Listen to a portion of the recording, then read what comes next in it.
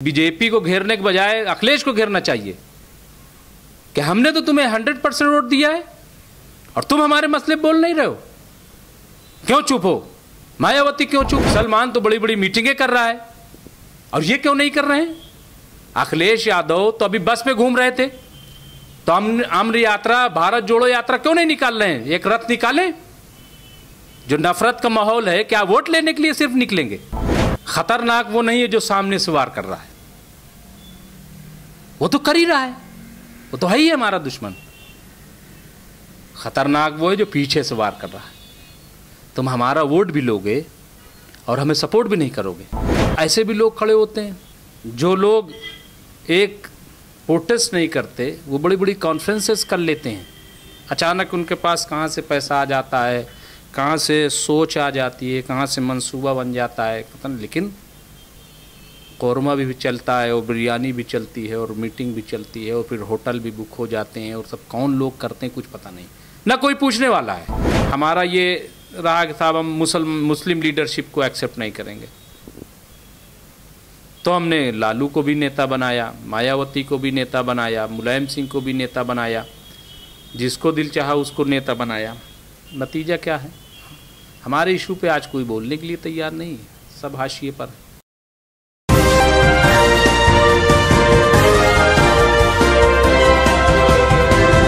आप देख रहे हैं पल पल न्यूज़ और मैं हूं आपके साथ नदीम अकरम। मुल्क के हालात को अगर जानना है तो एक सहाफ़ी उसे बखूबी समझा सकते हैं, क्योंकि सहाफ़ी बारीकी से हर मुद्दे को देखते हैं, समझते हैं और किस तरीके से कदम उठाए जा रहे हैं और कैसे कदम उठाए जाने चाहिए। इसे जानने के लिए आपको किसी सहाफ़ी के साथ थोड़ा वक्त बिताना पड़ेगा। आज ये वक्त बिताने का मौका हमें भी मिला और हमारे साथ 22 साल का एक्सपीरियंस सहाफ़त का लिए हुए मुमताज़ आलम रिजवी साहब स्टूडियो में मौजूद हैं। सर, जिस तरीके से माहौल बना हुआ है, क्योंकि आपने बाबरी मस्जिद का दौर भी देखा है, जो मसले मसाइल सामने आए वो देश और दुनिया के सामने हैं और अभी हाल ही में काशी मस्जिद हो गई, मथुरा मस्जिद हो गई और अब कुतुब मीनार की मस्जिद का मसला आज ही सामने आया कि उधर नमाज को बैन कर दिया गया है। किस तरीके से आप इन चीज़ों को देख रहे हैं और कैसे इन चीज़ों को समझा जा सकता है? देखिए, मुझे लग रहा है, पहले तो मैं आपका शुक्रिया अदा करता हूँ नदीम साहब, बहुत आप मुबारकबाद के मुस्तहिक़ हैं और मैं पल पल न्यूज़ को भी मुबारकबाद पेश करूँगा कि बहुत अच्छा सफ़र तय किया। और जब सोशल मीडिया और यूट्यूब चैनलों पे अजीब व गरीब चीज़ें चलाई जाती हैं तो आप एक अच्छी न्यूज़ और सच्ची न्यूज़ की तरफ आगे बढ़ रहे हैं, तो ये बहुत खुशी की बात है। जहाँ तक आपका सवाल है, देखिए लड़ाई किससे है? उससे है कि जो 100 साल पहले बनाए गए एजेंडे पर आगे बढ़ रहा है। आरएसएस, उनका एक मंसूबा है, एक लाएअमल है, एक एजेंडा है, ठीक है। और लड़ कौन रहा है? जिसके पास कोई एजेंडा नहीं है, कोई एजेंडा नहीं है।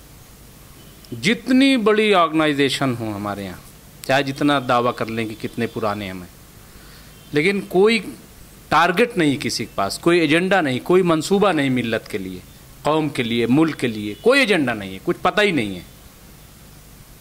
जब कुछ हुआ तो खड़े हो गए।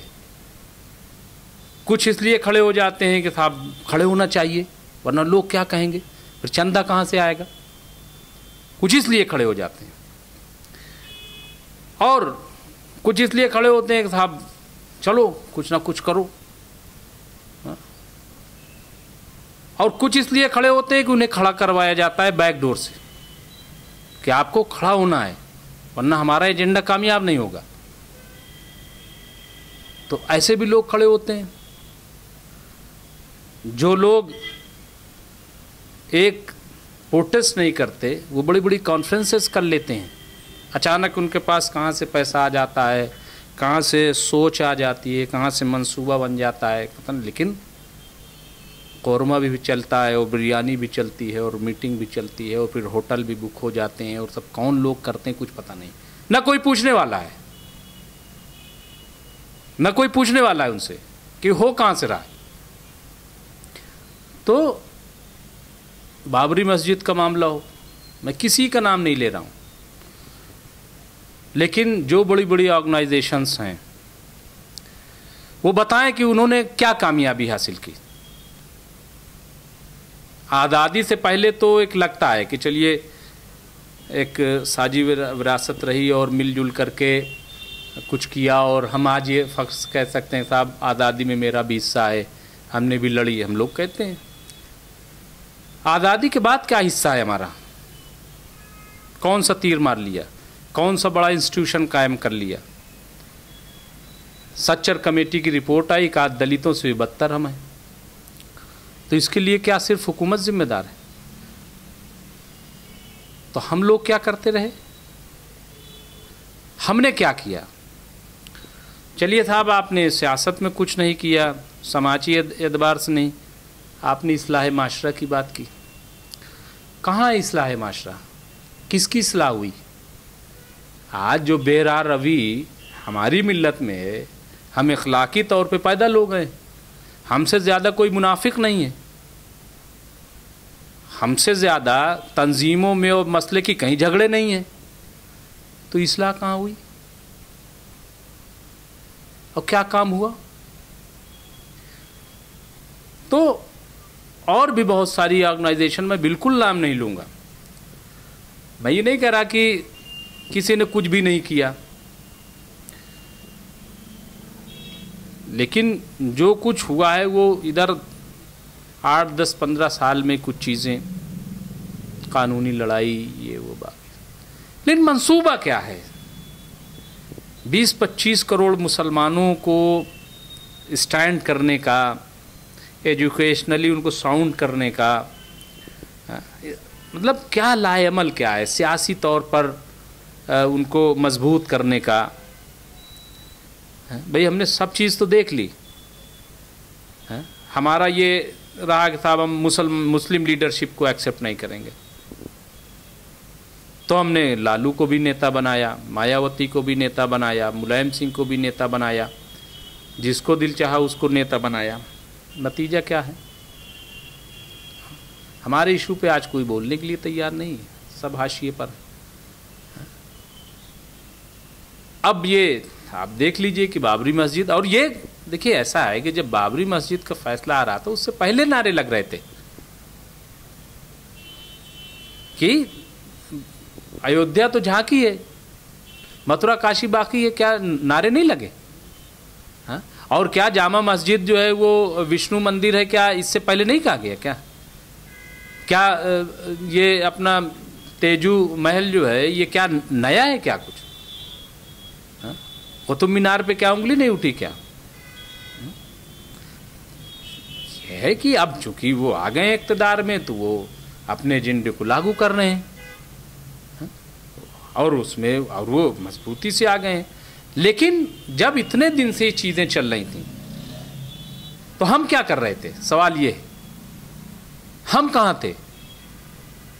हम कहाँ थे, ये सवाल लगातार उठता रहा। आपने सहाफ़त में बहुत बारीकी से चीज़ों को देखा भी और लिखा भी। यहाँ सवाल ये बनता है कि क्या अगर मुस्लिम उलेमा या मुस्लिम तंजीमें या मुस्लिम धर्मगुरु आगे आकर के इन चीज़ों के ख़िलाफ़ रोकने की कोशिश करते तो क्या ये चीज़ें रुक जाती? देखिए ऐसा है, मैं ये क्यों कहूँ कि ये लोग आगे आए? मैं ये कह रहा हूँ कि ये लोग उन पे वार क्यों नहीं करते, उनसे मुतालबा क्यों नहीं करते जिन्हें खुल के वोट देते हैं। मुझे लग रहा है कि बीजेपी को घेरने के बजाय अखिलेश को घेरना चाहिए कि हमने तो तुम्हें 100% वोट दिया है और तुम हमारे मसले बोल नहीं रहे हो, क्यों चुप हो? मायावती क्यों चुप है? प्रेस कॉन्फ्रेंस करके आवाज़ तो उठा रही है, और क्या चाहिए? नहीं, ये फिर वही प्रेस कॉन्फ्रेंस, तो का डर कहाँ है? प्रेस कॉन्फ्रेंस करने का वक्त है क्या? ट्वीट करने का वक्त है क्या? ये है मुसलमान तो बड़ी बड़ी मीटिंगें कर रहा है और ये क्यों नहीं कर रहे हैं? अखिलेश यादव तो अभी बस में घूम रहे थे, तो अम्र यात्रा, भारत जोड़ो यात्रा क्यों नहीं निकाल रहे हैं? एक रथ निकालें। जो नफरत का माहौल है, क्या वोट लेने के लिए सिर्फ निकलेंगे? हैं? क्या बस चुनाव हो गया तो खेल खत्म हो गया? तो इसलिए मुझे लग रहा है कि जिन पे आप भरोसा कर रहे थे पहले उन पे सवाल उठाओ। मुसलमानों को बीजेपी पर नहीं कर, देखिए बीजेपी खुला एजेंडा था, आप उनके क्यों मुखालिफ हैं? आप बीजेपी हराओ का नारा 30 साल से क्यों दे रहे हैं? एजेंडे के लिए ना। तो जब आपके बीजेपी हराओ नारा तो कामयाब नहीं हुआ, वो कामयाब हो गए, तो उनसे तो मुतालबा भी नहीं बनता। उनसे क्या मुतालबा बनता है? वो तो इसी एजेंडे के तहत आए ना। जो जिस एजेंडे के तहत आया है और जिस एजेंडे के तहत जिसको वोट मिला है वो आपकी बात सुनेगा क्या? लेकिन आप जिसको वोट देते रहे, पार्टी बनाते रहे, मजबूत करते रहे, मुख्यमंत्री बनाते रहे, उनसे मुतालबा करो ना कि भाई अब क्यों साथ नहीं दे रहे हो, हमें कटने के लिए छोड़ रहे हो। तो सिर्फ मुसलमानों की मीटिंगें करने से कि साहब वो कर रहे हैं, ठीक है करें, आवाज उठाएं, लेकिन उनको निकलने के लिए कहें, उनको बेनकाब करें जिन पे आपने तकिया किया, जिनको आपने खुलकर वोट दिया। अभी यूपी इलेक्शन में आप बताइए एक तरफा वोट दिया कि नहीं? यादव ने भी इतना शिद्दत से वोट नहीं किया जितना मुसलमानों ने समाजवादी पार्टी को किया है। और आज वो घर बैठे हैं। अभी आपको मालूम है जब 7 तारीख को एग्जिट पोल आया, 8 तारीख को जब ईवीएम ये सब पकड़ी गई, अखिलेश यादव ने प्रेस कॉन्फ्रेंस करके कहा क्रांति करूंगा और ये तो लोकतंत्र की आखिरी लड़ाई है। कहां गई क्रांति? सवाल विपक्ष से ज़्यादा ज़रूरी है, क्योंकि आपने लगातार तमाम मीटिंगें देखी होंगी, क्योंकि अब विपक्ष की भूमिका पर भी सवाल उठ रहे हैं, क्योंकि बीजेपी खुल करके हिंदुत्व के नाम पर वोट मांग रही है। पर अब जब से ये मसले चले हैं तो सॉफ्ट हिंदुत्व की राजनीति भी खेली जा रही है, जिसमें तमाम राजनीतिक पार्टियां खामोश हैं और 1991 एक्ट का बार बार सवाल उठ रहा है, खासतौर पर काशी ज्ञानव्यापी को लेकर के। जिसने बनाया, जिस पार्टी ने, वो भी पूरी तरीके से खामोश है। देखिए एक चीज समझ लीजिए नदीम साहब, खतरनाक वो नहीं है जो सामने से वार कर रहा है, वो तो कर ही रहा है, वो तो है ही हमारा दुश्मन। खतरनाक वो है जो पीछे से वार कर रहा है। तुम हमारा वोट भी लोगे और हमें सपोर्ट भी नहीं करोगे।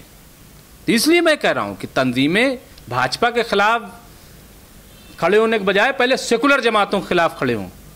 कांग्रेस से कहें कि क्यों प्रोटेस्ट नहीं हो रहा है, 91 पे क्यों नहीं सड़क पे आ रहे हो भाई, क्यों नहीं बोल रहे हो? इमरान प्रतापगढ़ी मुशायरा कर रहे हैं, कांग्रेस मुशायरा पार्टी है? जिसको देखो मुसलमानों के नाम पे मुशायरा कर देता है। आम आदमी पार्टी कुछ नहीं करती, मुशायरा कर देती है। कांग्रेस कुछ नहीं करती, मुशायरा कर देती है। अभी समाजवादी पार्टी भी एक मुशायरा कर देगी, उसमें शेर जज्बाती पढ़ दिए जाएंगे, कुछ शोरा बुला लिए जाएंगे और सब सारा मिल्लत का मसला हल हो गया है। जब 25-30 करोड़ मुसलमानों की शिनाख्त, उनकी इज्जत और उनका मजहब दांव पर लगा हुआ है तो मुशायरा कर रहे राजीव, शामिर राजीव। क्या तरकीब है शामिर राजीव भाई?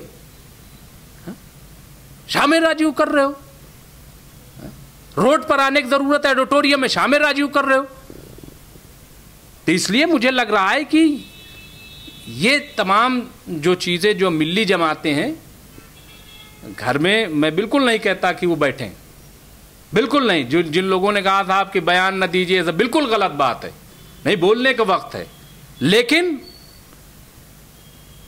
किसको टारगेट पहले करना है, किससे मुतालबा करना है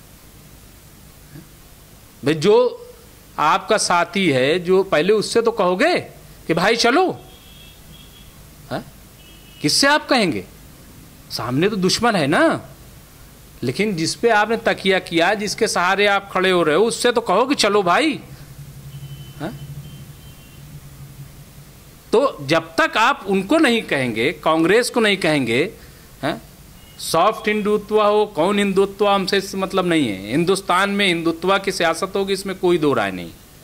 और यहाँ कोई न तो पीएम मुसलमान बनना चाह रहा है, न तो कहीं सीएम बनना चाह रहा है, और न कभी सीएम बना। एक आध बन गए शुरू में, वो ठीक है, लेकिन मुसलमानों कभी कोई टारगेट नहीं रहा है। लेकिन हिफाजत तो हमारी करोगे। हम अगर तुम्हें सीएम बना रहे हैं, हम तुम्हारी लीडरशिप और तुम्हारी नेतागिरी चमका रहे हैं, तो तुम हमारे लिए बोलोगे कि नहीं बोलोगे? और अगर ऐसा नहीं है तो माफ़ कीजिएगा, अब वक्त आ गया है कि मुस्लिम लीडरशिप बगैर सियासत कुछ नहीं होगा।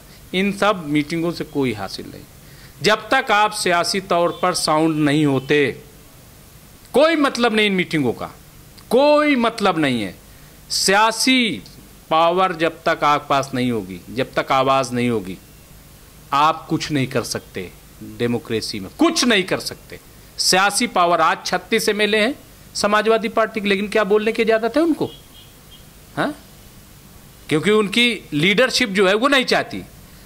तो 36 हो लेकिन अपनी लीडरशिप में हो। मैंने कहा एक जगह लाइव में, मैंने कहा कि हम तो समाजवादी पार्टी में जाएं, और गए हमेशा, मायावती के साथ भी गए, लेकिन अब वो वक्त नहीं रहा, क्योंकि मायावती जब पावर में आती हैं तो सिर्फ दलितों की लीडर बन जाती हैं, जब समाजवादी पार्टी में आती है तो यादवों की पार्टी बन जाती है। ठीक है, और भी इसी तरीके से आप देख लीजिए।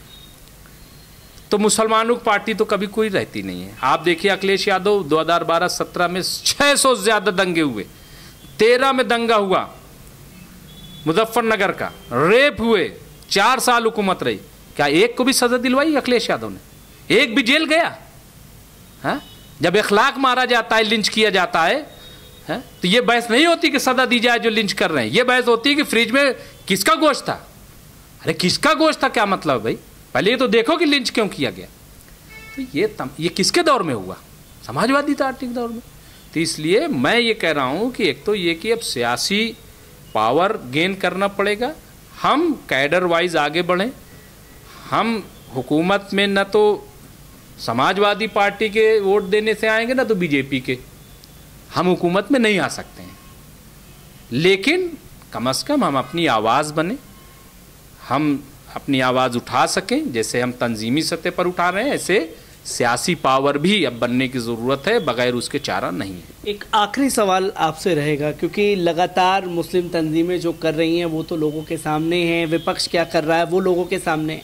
एक कॉमन सवाल लोगों का है कि क्या मुसलमानों के ऊपर ये जो मसले लगातार सामने आ रहे हैं, क्या उससे मुसलमान डरा हुआ है या कंफ्यूज है? नहीं, उसको डराया गया है, उसको डराने की कोशिश है। देखिए 25 करोड़ मुसलमान ख़त्म तो किया नहीं जा सकता। 25 करोड़ आप समझ रहे हैं ना, उसको न तो दरिया में फेंका जा सकता है, न सीए ला करके हिंदुस्तान से बाहर किया जा सकता है। देखिए सीए का मतलब नथिंग, जब तक एनआरसी ना हो। ये कह रहे हैं कि इंटरनल मामला है सीए, तो सीए इंटरनल मामला तभी तक है जब तक एनआरसी नहीं है। तो सीए क्या है कि ये इंटरनल मामला जो है वो उसी वक्त तक है कि जब तक एनआरसी नहीं, लेकिन जब एनआरसी होती है तो इंटरनेशनल मामला होता है। क्यों? क्योंकि एनआरसी करने के बाद जब आप ये कहते हो साहब ये बांग्लादेश के हैं, ये पाकिस्तान के हैं, ये अफ़गानिस्तान के हैं, ये नेपाल के हैं, तो भेजोगे कैसे उनको? कैसे भेजोगे उनको? और कहाँ रखोगे 25 करोड़ को? कहाँ रखोगे? तो कहने का मतलब ये है, तो उसका यही तरीका अपनाया जा रहा है कि इनको टेरराइज़ किया जाए हर एतबार से, कि ये दब जाएं, ये अपने हुकूक मांगने बंद कर दें। ठीक है, तो ये उन पर प्रेशर बनाया जा रहा है, उनको एक तरीके से डराया जा रहा है, उनको अलग थलग किया जा रहा है, और एक मैसेज ये देने की कोशिश की जा रही है कि साहब ये हिंदू राष्ट्र जो है वो बनने जा रहा है। हिंदू राष्ट्र में हिंदुओं का, इसीलिए आप देखिए कि मुस्लिम कुछ बोल दे तो उस पर तरह तरह के उसको कहेंगे साहब ये भड़काऊ बयान है, कहीं कुछ बयान है। ठीक है, और अगर हिंदू बोलता है तो वो कुछ नहीं। हाँ, आप देखिए कांग्रेस के दौर में भी, समाजवादी पार्टी के दौर में भी फैसला तो राम मंदिर पे बहुत बाद में आया ना, लेकिन तराश खराश तो पत्थरों की कब से जारी है। तो इसका मतलब ये तो तय था ना कि मंदिर बनेगा, वरना पत्थर की मूर्तियाँ पहले से कब से, और राजस्थान से पत्थर टर्कों में आ रहे हैं। हाँ भाई, बाबरी मस्जिद के लिए कोई कुछ एक मीटिंग भी कर लेता तो हम जानते हैं, वो नहीं कर सकते थे। तो इसलिए ये बहुत मंसूबाबंद तरीके से चीज़ें रही हैं, और हम ये ठीक है, हम ये नहीं कह रहे हैं कि हिंदुत्व या ये सब चीज़ें, लेकिन ये सिर्फ़ और सिर्फ है कि मुसलमानों को दबाया जाए, उनको बिल्कुल से बेबस कर दिया जाए और बेजान शय बना के रख दिया जाए। लेकिन याद रखिए कि एक हद तक किसी चीज़ को दबाई जा सकती है, और जब वो हद पार हो जाती है तो वो फिर जो है वो बेकाबू हो जाती है। तो इस चीज़ का बिल्कुल ख्याल रखना पड़ेगा। और मुझे नहीं लग रहा है कि ये जो एजेंडा है या ये जो मंसूबे हैं, चूँकि हालात जो हैं आने वाले क्राइसिस बहुत सारी हैं, बेरोज़गारी और ये सब चीज़ें तो हैं ही हैं। इसके अलावा अगर आप देखें तो पानी के आने वाले दिनों में किल्लत बढ़ती जा रही है, एटमॉस्फेयर जो हमारा वो निज़ाम है वो जो है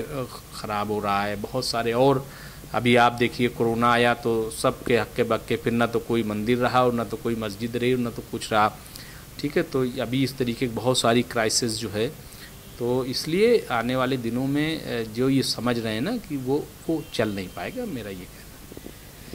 मुमताज़ आलम रिजवी साहब हमारे साथ मौजूद थे, जिन्होंने बारीकी से हर चीज़ को आपके सामने भी रखा और ये समझाने की भी कोशिश की कि भारतीय जनता पार्टी या आरएसएस जो कर रही है उसका अंदाज़ा सबको था, पर विपक्षी पार्टियां इन तमाम मुद्दों पर क्यों खामोश हैं, ये सबसे बड़ा सवाल चुभता भी है और अखरता भी।